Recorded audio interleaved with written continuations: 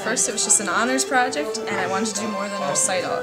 And I'm really passionate about social advocacy, and I'm also passionate about playing music and moving with music. So I put these two things together.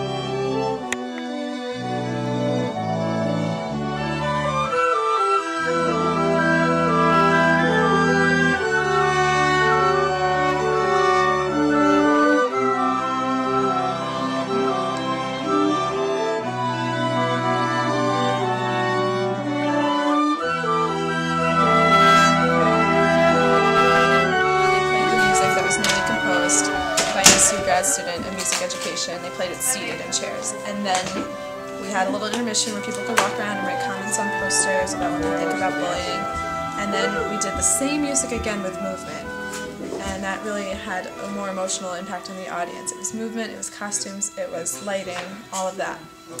And then we had a brief dialogue with everyone just so that the audience could clear up questions, the performers could say anything they wanted to say, and really wrap it up.